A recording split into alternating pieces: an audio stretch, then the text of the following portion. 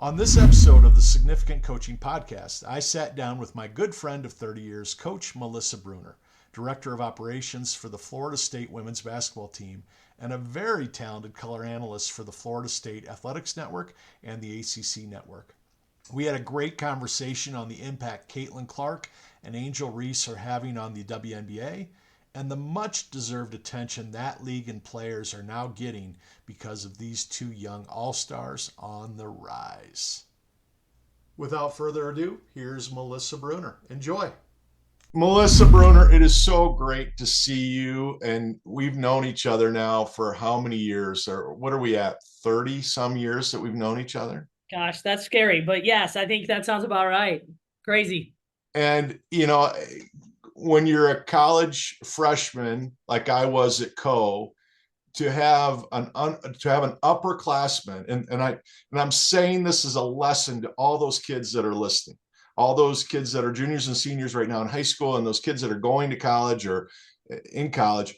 It was so great for me to have somebody like you who was a couple years older than me. You always treated me like an equal, and I'm from the beginning of our friendship. We always laughed and we always were able to talk whatever we wanted to talk about, hoops or school or how much we wanted to strangle our coaches. You were always there. So that is my memory of you from 30 years ago. Well, I appreciate that. I hope that, that people will take away a little bit of that. I mean, I had great mentors as well. When I remember my first week as a freshman at Coe College, walking in and having some upperclassmen take me under their wing and really mentor me. And I hope, again, along the way in the coaching business, I've had some amazing women mentors as well that, have guided me. And if I can give a little bit back along the way, then I've done my part. Yeah, I agree. And I find myself talking to student athletes about that more than anything, how important that role is. Don't just look at it as young people as competition. Look at them as a part of your legacy. How you treat them is how they're going to treat others for the rest of their life. And if you're a basketball player, a hockey player, a baseball, football player, if you can take those young guys and gals under your wing and show them how to do it the right way, your legacy is going to be even greater. Do you find that as Oh, important? yeah, absolutely. I mean, I think, it's about how you make other people feel. Like I want other people to feel valued when I talk to them. I want them to feel encouraged. I hope when I meet with them, and I'm sure I fall short of that on occasion, maybe more often than I not. can't imagine that, but But that's I love that. I love that about sports is that the yes. opportunity to give back and to impact others through this game and a little round ball that you throw into a hoop. That's why I've done this. That's why I wanted to be a part of something like this. You get to be a part of something bigger than yourself, and you can, inspire and encourage other people through the process of it and watch their growth. I love that more than anything with our program is seeing our student athletes grow. And honestly, I've seen our head coach grow. She came in here, as a first year assistant coach, had never done any coaching, had played professional basketball for 10 or 12 years, had been a star at the collegiate level, and then, went on to the WNBA. But when she came in here to coach, this was her first gig, and to watch her grow and flourish and 12 years later, take over and run this program and me have the opportunity to work for her. It's been amazing, but it's always for me been about the people and about those relationships and giving back. And that's why I do this. It's That's amazing. fantastic. And it's a great transition. What I want to talk about next, I want to talk about the state of the women's game, because I find myself, and there's no joke in this, and no, I'm not trying to be anything but honest here. I find myself, if there's an NBA game on or a WNBA game on, I find myself clicking on the women's game. If there's a tennis match, French Open, I find myself watching the women more than the men. And I'm finding that there's a competitiveness now on the women's side and a talent level that's unmistakable. And with that, we're seeing these great young gals going into the WNBA right now, Caitlin Clark and Brink and Reese, and you got to see a lot of these girls firsthand at Florida State. What has changed? What is the dynamic of what these girls have done, these young women? How has it changed the game and how our world is starting to look at the women's game? Yeah, there's so much talent, and there always has been talent in the Yeah. women's game.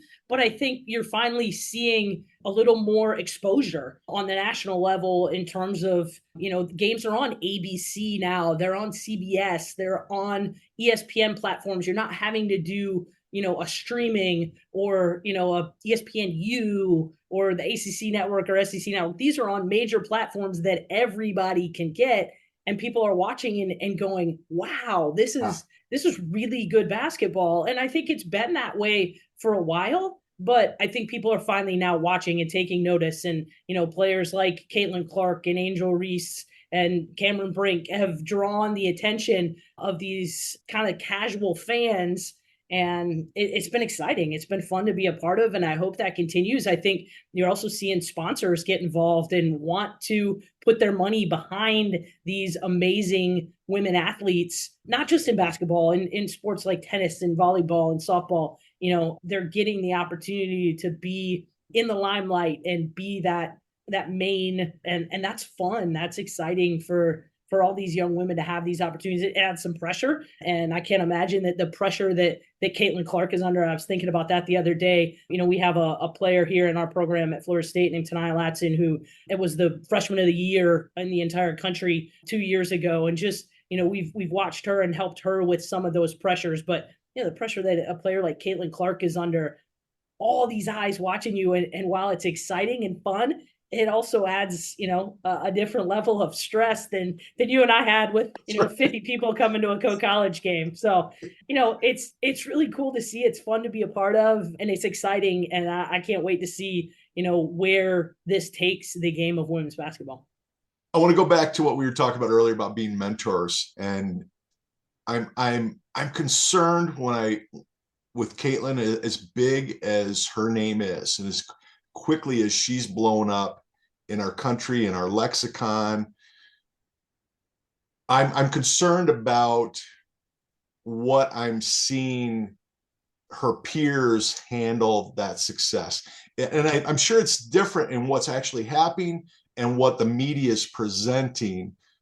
But are you seeing that the older women in the WNBA, are you seeing them take this for what it is? This is great because we're getting great attention.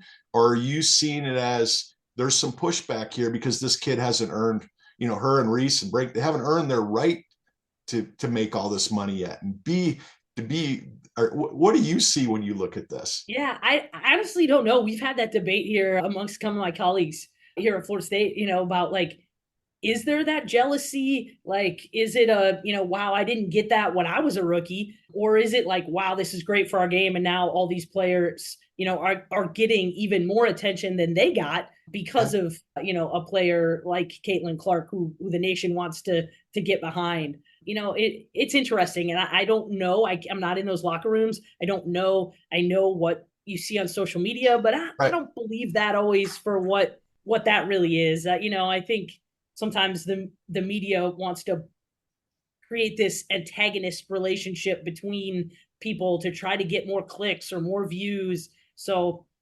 I can't honestly answer that because I don't know what it's like in the locker room. I hope there's not jealousy. I mean, it's a natural human reaction, but I hope that's not the case. I hope that, everybody can see, wow, this is good for the growth of our game. Yeah. And, we're going to take advantage of it and use it for what it's worth and help us in our own mission. And, again, if more people are watching the WNBA this summer than ever before, I don't see how that isn't a positive for anyone that's involved in the game of women's basketball. So I agree. Again, I think that is the case. It sure seems like that. I know I've watched a lot more games this summer already than, maybe I have in the past. So yeah, me too. I don't know what it's like. I hope that there's not that jealousy and that the undermining, not wanting to have individual players succeed. I expect that they would bring their best every time. And people have Yeah. talked a lot about the physicality of the game and are people being more physical? Honestly, I don't think they are. I think that No. women's basketball is a physical game. Yes. And at the WNBA level, it gets rough. Yeah. So, the fact that people are, thinking maybe Caitlin's being played in a different way, I'm not sure if that's the case or if that's really just, look, we're showing you what we got, and this is how we play. We're competing, and it's fun. It's fun to watch. I was really blessed to be able to coach the women's game for a number of years, and as you're talking about that, I remember I used to step in. This was when I was much younger, and my back and my knees could actually do this. I'd step in and I'd scrimmage with my girls at Laverne. And as you were talking, I remember Christina Kitty, one of my seniors. I'm coming off of, I'm chasing one of the guards, and I'm coming off, and she just hits me on a blind screen and just lays me out. And I felt like I hit a wall. And Christina was only 5'11", maybe 5'10", and she just laid me out. And I just remember looking up, and she's just looking at me and go, "Keep coming, coach. You're going to get it every time." And that was my team's mentality. And when you watch women's basketball, if you're really paying attention, it's brutal. It's physical on every screen and everything. So I love that. I love that part of the game.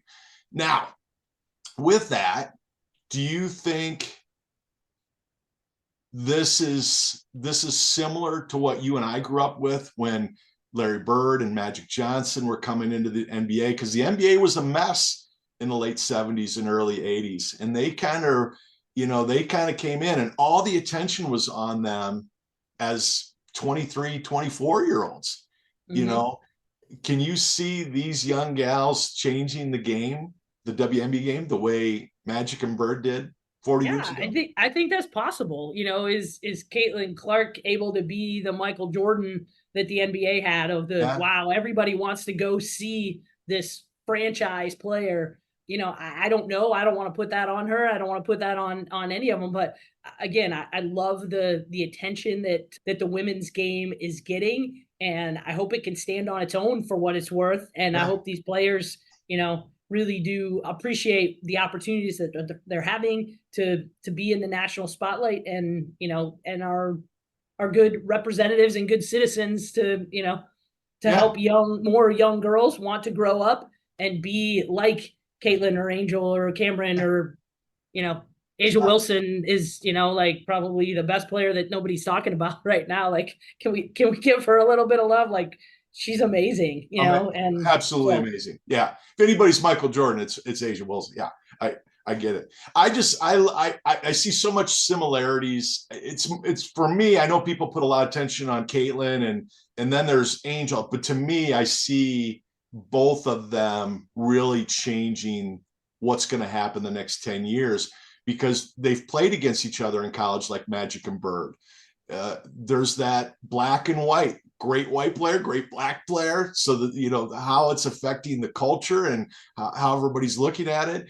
I think the combination of those two and how they play the game and how aggressive they are and how competitive they are, I really love that. To me, that's the story as much as anything. And I just remember 40 years ago how impactful that was to our world. To see this black guy and this white guy, they were competitive as all get out, but then there was that respect, that they had that respect for each other. And I hope that comes out of this. I hope those two realize how impactful they can be to each other. You know what I mean? Yeah, I think they do. It appears that they actually have a pretty amicable relationship, but I don't know. I don't know either one of them personally. I don't want to, assume anything that I've read or seen. But yeah, I mean, and I hope honestly that it brings us together and that we don't have to look at, Caitlin is white and Angel is black. Like, I hope we look at them as amazing basketball players, and we can again get more viewers and more excitement around the women's game. It helps us all. Yeah. It's cool for me. I want to see them as peers. I want to see them as human beings doing something really, really well. And that's what's cool for me. I want to shift a little bit because you've been at Florida State now 17 years. Yeah, 18. 18 years. So you've seen the NCAA go through amazing changes in everything. I want to talk to you a little bit about what you're seeing with the NIL and with the portal. What are the things that you think? Because I keep having these conversations. It feels like everybody asks me questions. It's always negative about the portal. It's always negative about the NIL. What are you seeing as the positives about both Sure. of those?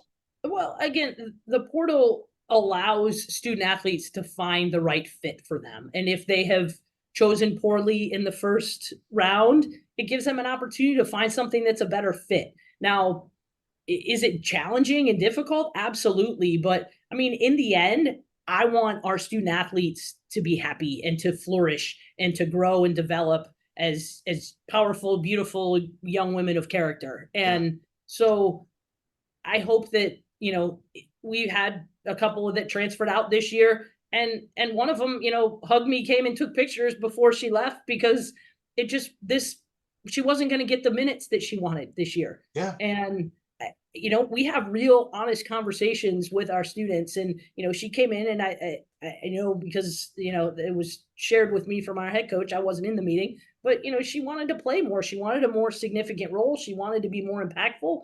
And quite honestly, she probably wasn't going to have that opportunity. And I credit Brooke a lot for having the real conversation and saying, like, look, next year your role is not going to significantly increase.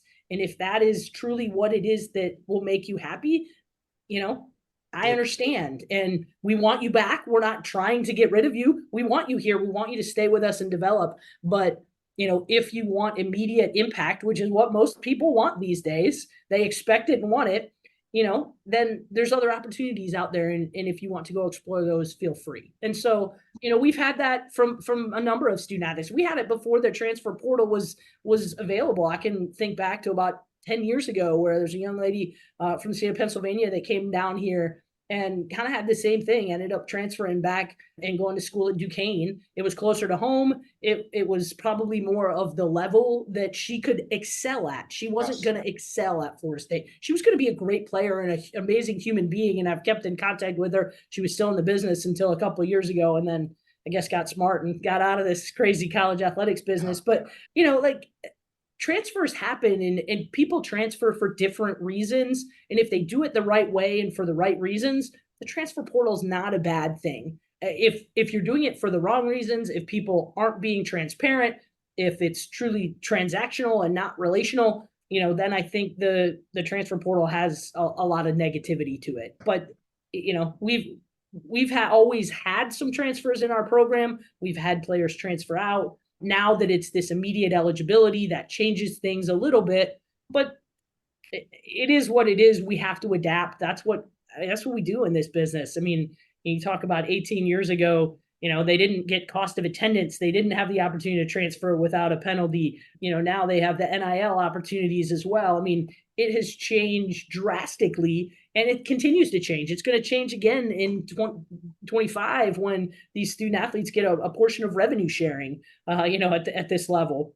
It's It's going amazing. to change again if the lawsuit goes through where they're considered employees or where they can unionize. Like, so you have to, in this business, continue to adapt and grow and change. And I don't have to like all of it, but Yeah. it is what it is. And again, if we're in it for the right reasons, and we're in it to help student athletes achieve their goals and dreams, and you keep those things in the forefront, then you adapt and grow, and that's the only choice you have, in my opinion. I love it. I love it. Yeah. I one of my clients came to me wanting to transfer. And the first thing we did is we really talked about why you wanted to transfer. What was the reason? What was the purpose of transferring? And at the end, it came down to the young lady you referred to. It was going to be a sophomore. Playing time wasn't going to get any better, and he couldn't imagine sitting again and not being able to be an impact player. And his coach was like your coach, said, listen, we really love you. We want you here, but we totally understand if you want to go somewhere where you can play right away and have a chance to really be an impact, we'll support you on that. And he was great. The coach was great about it. And And we were able to create that message. So when he was talking to the other coaches about transferring, I had college coaches come back to me and say, Matt, we really like him. And what we really, not only do we like his ability and his character, but we love the fact that he openly told us, I feel like I'm transferring for the right reasons. I love my teammates, love my coach, love the experience, love the education, but I want to play. And I'm looking for some place where I can have everything. And I didn't have that mindset when I was coming out of high school. You know, and I think college coaches have really appreciated that thought process that, hey, you thought about this transfer. You're not just looking for money. You're not just looking to start. You want to be able to have that full college experience. So I love that that's happening at your guys' level as much as all the other levels.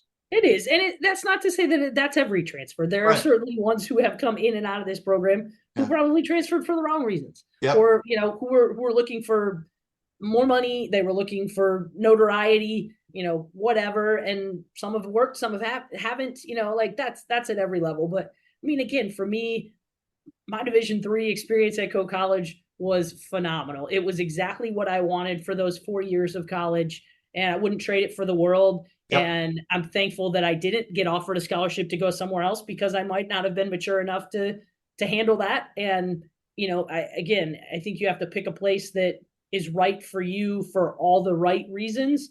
And you don't have to worry about that issue of transfer. And I hope that, again, people have advisors in their corner, much like what you're doing, which help them understand, like, hey, why is it that you want to leave? Like, is it just because you're mad for, you know, that you didn't get an extra 2 points a game or 5 minutes a game?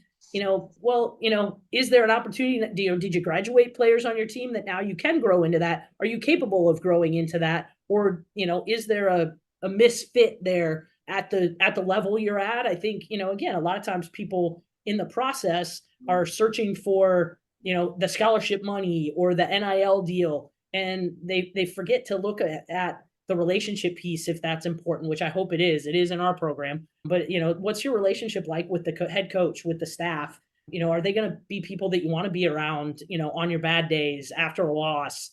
You know, do they care about you as an individual? And, you know, we this program here at Florida State has always been built. Anybody that's ever been here knows that we talk about person, student, athlete, and it's in that order. We used to have a big triangle in our locker room that had those on each side. And we talked about the athlete was always the last piece. The person is always going to be the most important. And what is that experience like for you as a young woman to grow and develop, not just on the basketball court, but in life? And I hope that the people that have been through this program and have been a part of it, you know, appreciate that and know that that's been their value as a human has always taken precedence as what we make our decisions on. And then the next was, you know, their student athlete well-being, and student being the next piece, so that, you know, they were here to get a degree, and that will still always be the case. We want them to graduate. We will let them major in anything they want. And again, that's not always the case. Sometimes that's getting more and more rare, isn't it? Yeah, where you get into a situation, the coach is like, yeah, no, we don't do nursing majors here because that's too hard of a major. Or we've got 2 players right now that want to study engineering and are studying engineering, and one that just transferred in. And, you know, we have an amazing collaborative engineering program with Florida A&M here. And, you know, she wanted to be a part of that, and great. And we're going to make it work. And if that means that 2 days a week, we got to reschedule practice, or we have to, you know, find a way to, you know, do something a little different, think outside the box, take a different day off because you've got a lab, you know, like, that's why we're doing it. And that's, you know, that's always been the way we see it. And I hope that, you know, people come for the right reasons and find that fit, because that may not be for everybody. There may be other I know there's other student athletes. We lost players in the transfer portal this year that wanted money, and we didn't have the dollar figure that they wanted, or we didn't tell them they could start.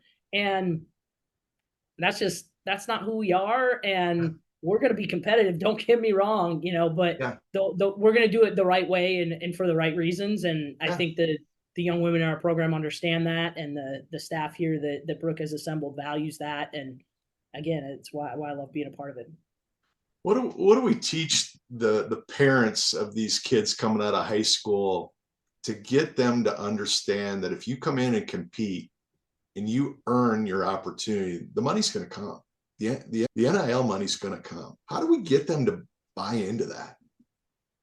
Wow, that's a great question, and I don't know that you can. I think it's going to come from, again, finding parents who understand the total picture, Yeah, who really get all of the pieces. They truly want their son or daughter to be happy and to be healthy and to succeed at whatever it is they're doing, and knowing that, like, basketball is just a piece of their college experience, or football or swimming or track or whatever sport it is. Like, that's such a small part, and really it is so fleeting. Even our best players don't play basketball for that long, and yeah, there's so much more that they have after basketball yeah, or whatever sport. And so let's take a look at the total picture, not just the dollar signs or the points per game or minutes per game. And that's hard, but yeah. I mean, It that's is. that's really the lesson in it all is, can we look at the big picture and really see beyond, hey, this is just one piece of their college experience or their life experiences that's going to lead to something even better down the road. That's right. Yeah, I've got one of my clients is a Division I prospect for football right now, and he's going to have Big Ten offers, Big 12 offers. He's already, and I've told him from the beginning, you need to be different. You need to be a different prospect. If somebody's going to give you a free $200,000 education, that is your number one goal. Get that education. Get somebody to pay for that for you. Now, once you have that, go in and tear it up.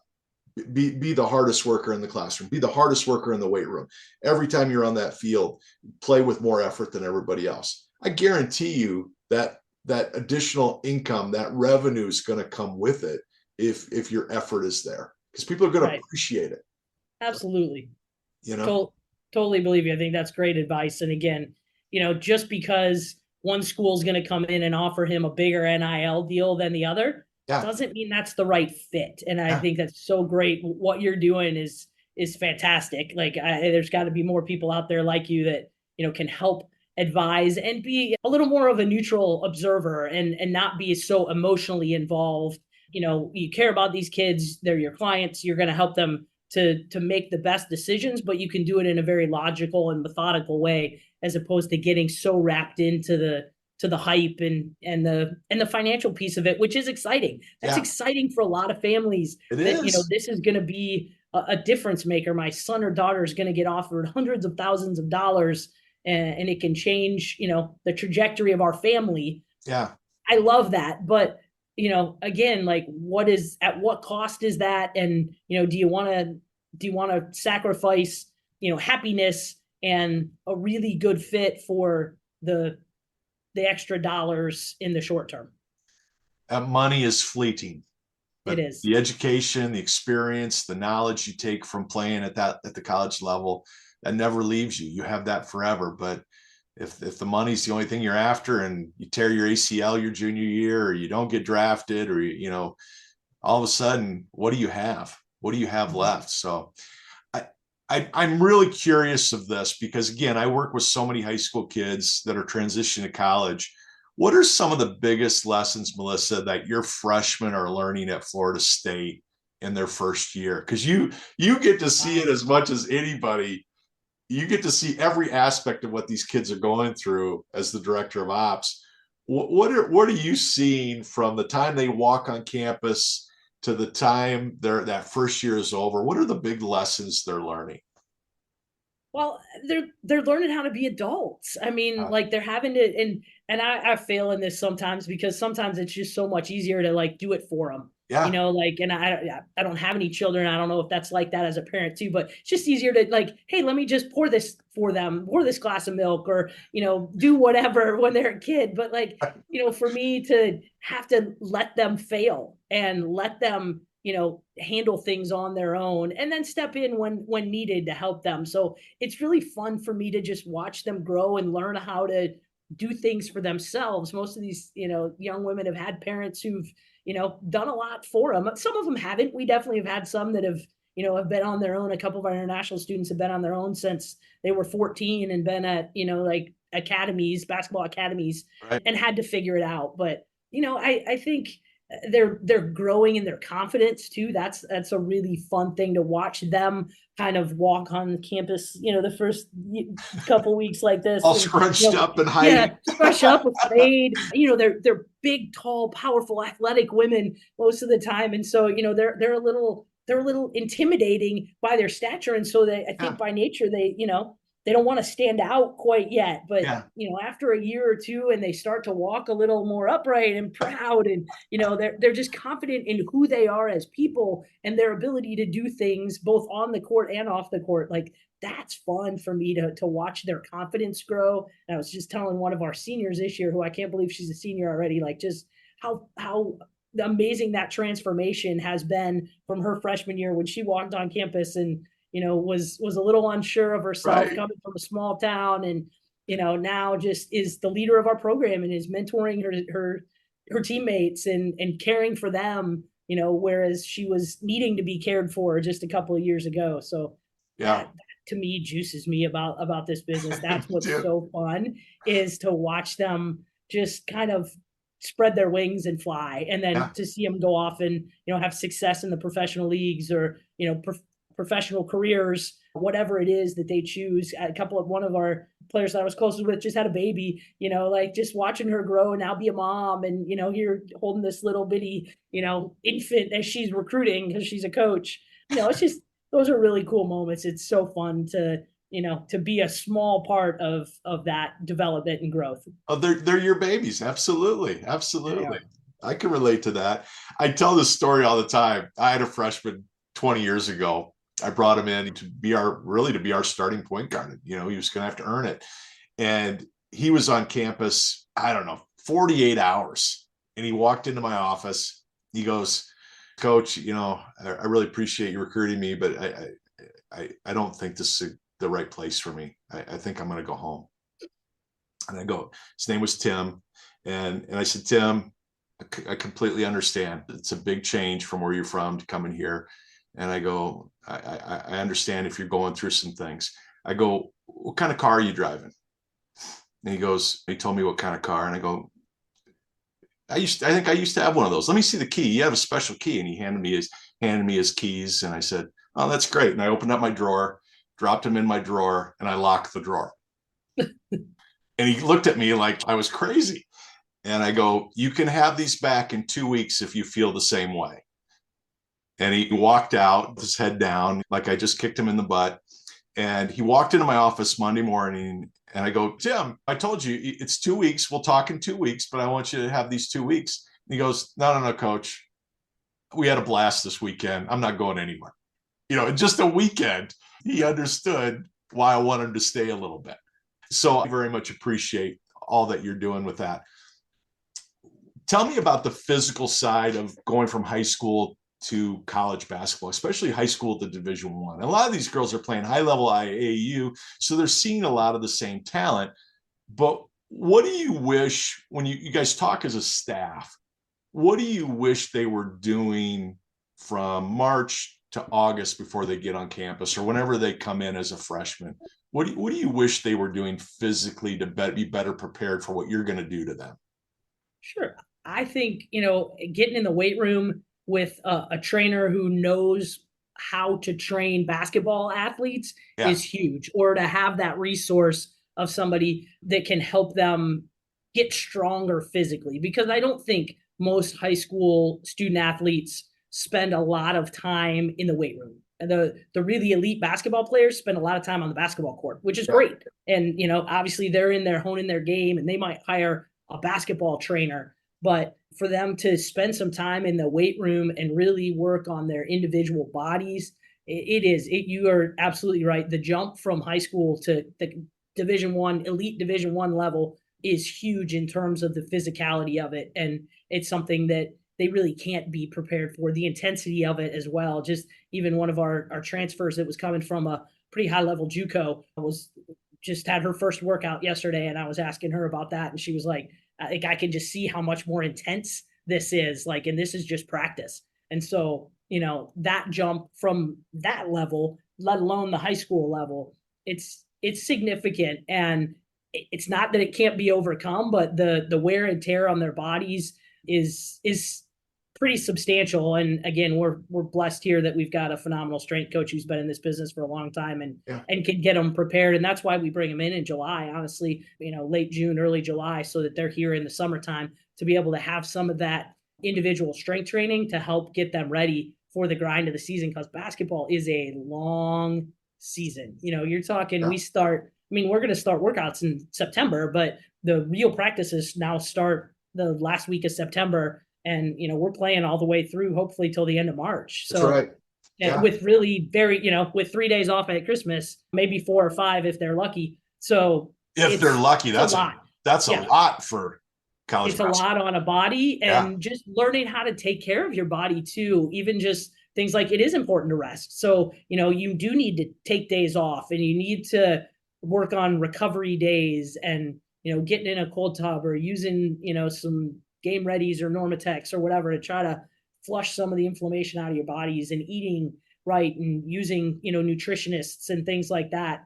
Anything that you can do to give yourself a head start at the high school level certainly helps at any level, regardless of if they're coming to play at a place like Florida State or if they're going to play at a D3 school like Coe. Like, it's a jump, and anything you can do to prepare your body, not necessarily your basketball skills. Obviously, that's important too, but just preparing your body for that and doing everything you can to put yourself in the best position to have some success early on. And then I think, tempering your expectations as a freshman too. It is hard to come in and be an impact player as a freshman at any level in any sport. Like, it's just such a big jump. And yes, can people do it? But, temper those expectations a little bit of, like, just because you were the big dog in high school doesn't mean you're automatically stepping on campus and now you're playing with 12 other people who were the big dogs at their school too. Yeah.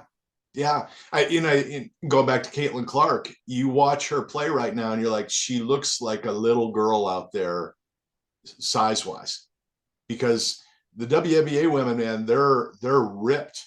And they've been in the league. She's playing against players who've been in the league for 5 and 10 years, Matt. Yeah. So, you were absolutely right. Like, these are women who have experience, and nothing against Caitlin, but they've been doing this year round, full time, and they understand the importance of it. So that's great. Yeah. And she's even here in just about every other interview that she does. I can't wait for that Olympic break, because I need rest and I need the weight room. I can't imagine how much rest she needs. Like, to think of the grind of the college season and then to jump right in. Really, she had less than a month off before she was in training camp for a week and then playing games. And they had a brutal schedule to start. So yeah, it's a terrible disadvantage for a rookie in the WNBA if they've had a nice run in the college, because you've got no time to get that break, get your body healthy, get yourself emotionally prepared for what you're about to go into. So it's pretty amazing what these young women are doing that are going into the league. Sabrina, what she did as a rookie and what she's done. But I keep showing pictures to my basketball kids, the pictures of Seth Curry at 22 and what he looks like now. Yeah. It's like it's a different human being. It looks like the guy now ate that kid, because he was this skinny, and now he looks skinny on the TV, but he's just ripped. He's huge. So I think that's really cool, and I think that's really good advice. I want to talk a little bit about your job, because you've been a director of ops at the Division I level for 18 years. Talk a little bit about, I wish in my career I had a director of ops. Because it is the hardest part about being a head coach is the intricacies. Everything that's happening off the court, you deal with. It's yours. So talk a little bit about what that job entails, and especially what it entails at the Division I level. Sure. You're absolutely right. And I think, first of all, that my experience as a head coach back at Coe for those 4 years really helped me to be even better at this job, because I do understand, while it was at a smaller level, I get it, but I understand what it was like to manage a program and to try to handle all the details that go around that. And so for me now to be able to take some of that off of our head coach's plate and the assistant coach's plate as well, to be able to, do scheduling, to do all of the travel, to handle equipment, to work with compliance, to be the academic, point of contact, to handle the budget, all those sorts of things that, Brooke, our head coach now, doesn't have to worry about. Like, I hope she doesn't have to worry about it. If I'm doing my job well, she doesn't worry about it. Right. I don't think she does. And so then she really can spend her energy on recruiting the best student athletes and developing the best student athletes while they're here. And again, those, yes, she has many other things and she has to, to keep an eye out for everything. But I'm hoping that if I'm doing my job well, that nothing falls through the cracks and she doesn't have to worry as much about the details. I can handle what I call the weeds, and she can stay out of the weeds and deal with what is most important in our program, which is our student athletes. What does travel alone look like at that level for you? That's got to be just a maddening experience. Because how many people do you guys travel with? We travel somewhere between 30 and 35 typically. So about 12 student athletes, and the rest are staff.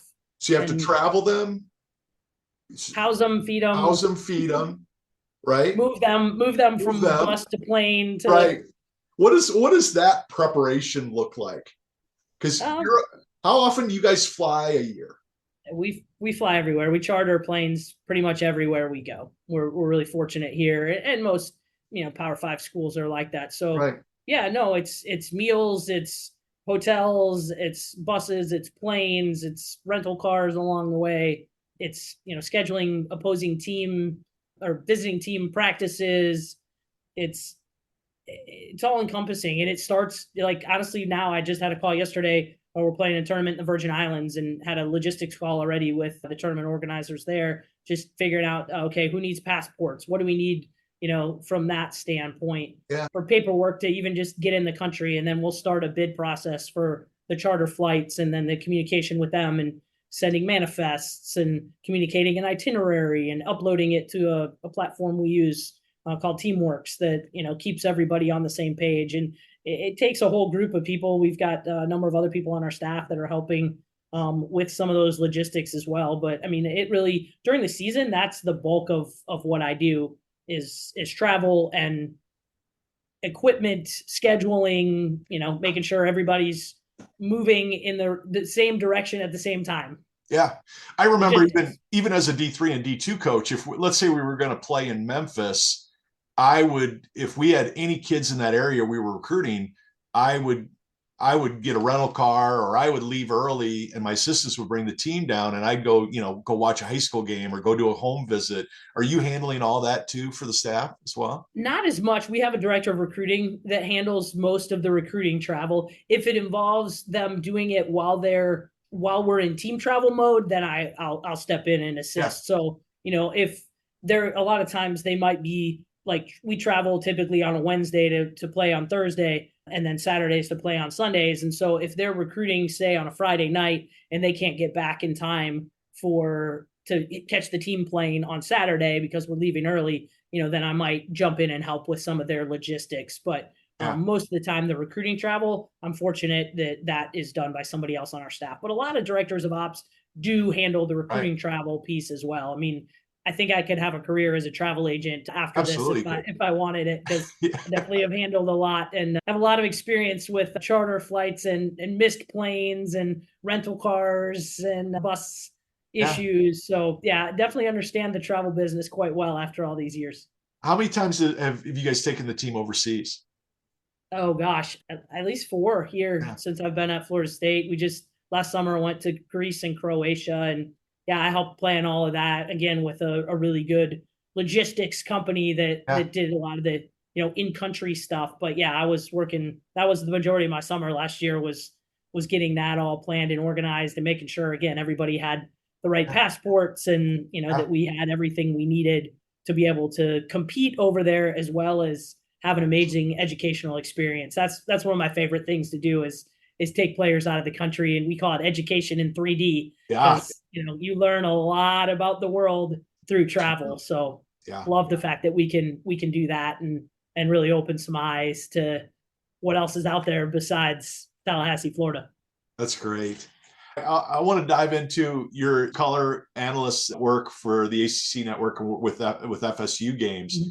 What is that? What has that experience been like for you, being able to call Division I games and be able to do it on the radio? And to me, I Yeah, love I that. love that. I mean, Yeah. it technically is not part of my real job, I call Right. it, but I love that. That might be one of my favorite things that I do is have the opportunity to broadcast some games and just talk about basketball, tell the stories of our team, explain to fans what's going on, maybe provide a little basketball knowledge. I don't know how many nuggets I'm dropping of basketball wisdom, but yeah, just explaining the story, telling the story. It's been a joy to do. I got to do a men's game a couple years ago as well. Our men's team needed to fill in, so did a ACC network extra game for our men's team. And the preparation that goes into that, I don't think a lot of people realize how much broadcasters have to prepare. Like, Right. you don't just show up and talk about the game. Like, you are spending hours reading sports information notes, doing your own research, using websites, watching film. I mean, I find myself, I go to our film sessions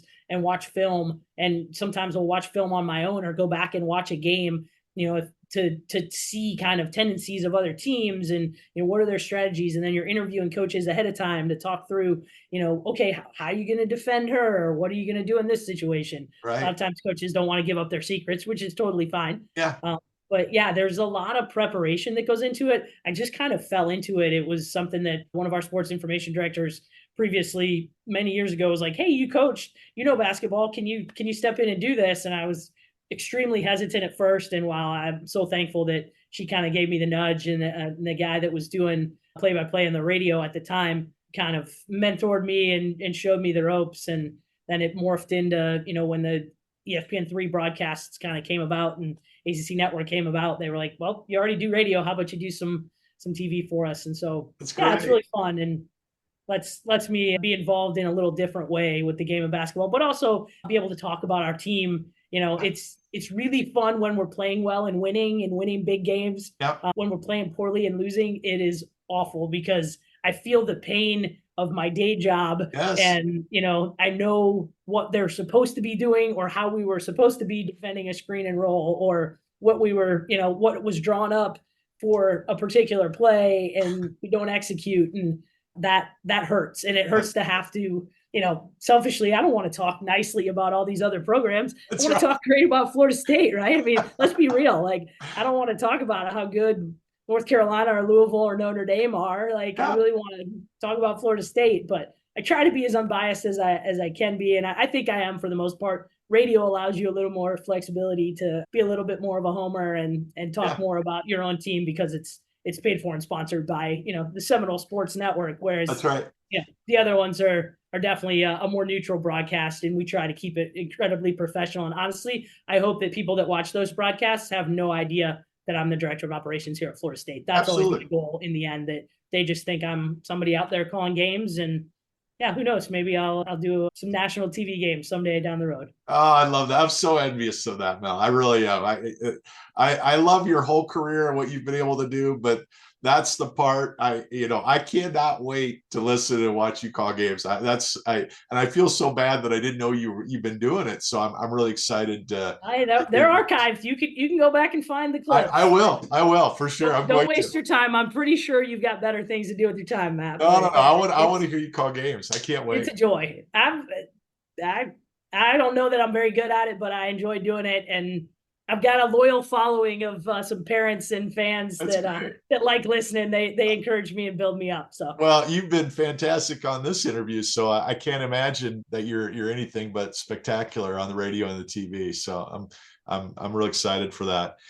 I know you've got 1,000 things going on, and a couple of big things that you're dealing with right now in the moment. Okay, so I'm not going to take up a lot of your time, but I got a couple of questions that I ask all my college guests that I really want your opinion on. And we've talked about it a little bit, but I want to be a little bit more specific with recruiting. What advice would you give to a high school athlete, a female athlete looking to play in college? What advice would you give them as they're starting their recruitment? What kind of things do you think they need to be thinking about going into their journey? sure. Again, I think some of it is being true to yourself and really knowing and taking a realistic look at who you are, what you're looking for, what you value in this next step. Like, what is really the most important piece? Because it's okay if being the star is the most important, but it isn't that for most people. Like, some people don't want to be the absolute star. So what is it that you're looking for? And what is do you love basketball enough that this is what you want to do in college?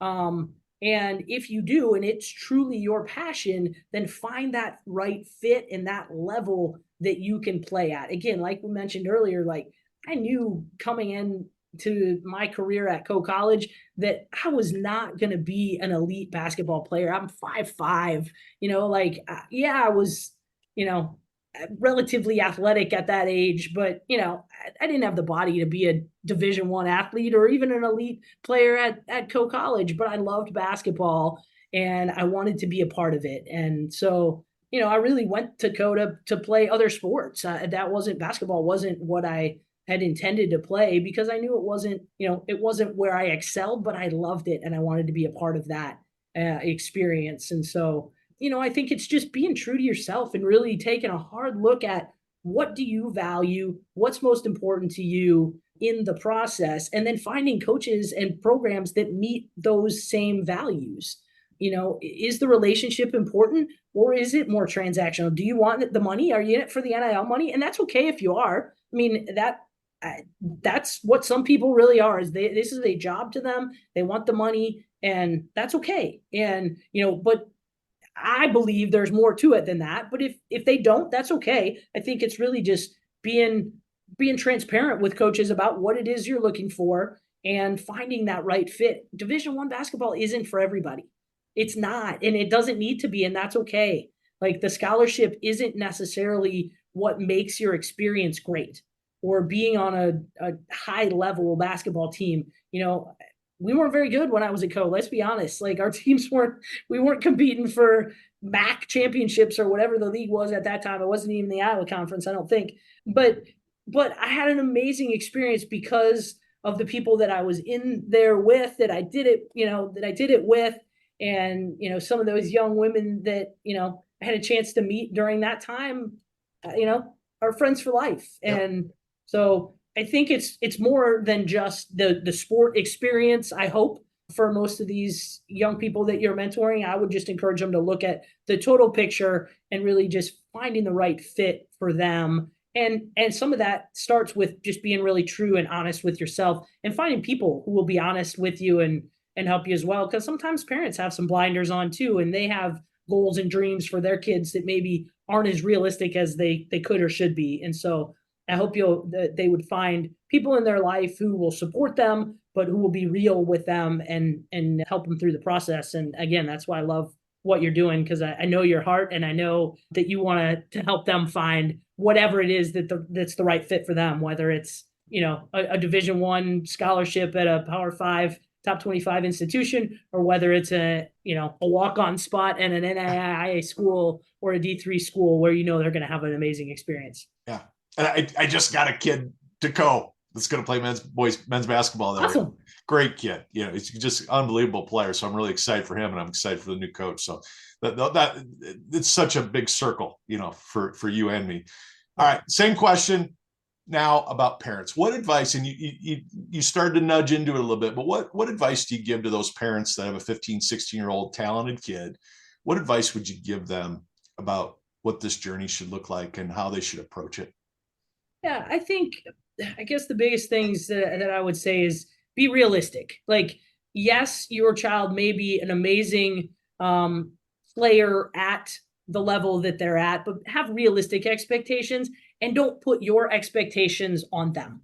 I think that's the biggest thing that I would say. And I've seen that throughout the time, is that, parents can put so much pressure on their student athlete unknowingly and unintentionally, that they want so badly for their student to succeed, but do they want it for the right reasons? Do they want it for their child, or do they want it because they want to make that post about how proud parent of elite athletes? And just, I guess, keeping things in perspective of, like, your child's happiness and their health should be paramount, And again, don't put too much pressure on them to exceed at something that, that maybe they don't want as badly as you do. And I can't imagine what that's like as a parent, to maybe you want your child to, be the all-state player or the, the elite athlete, but maybe your child doesn't really want that, and that's okay. And I think just loving them for who they are, and whatever choices they make, easier said than done, I'm sure. But, I think just being realistic with their talent level, and getting some outside advice from people that you trust, that have the best intentions.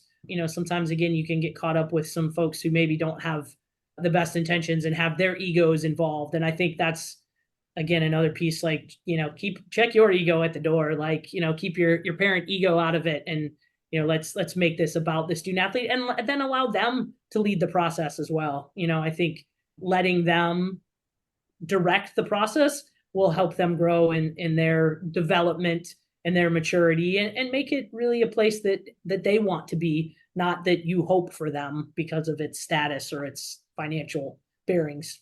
Right on. Right on. Great advice.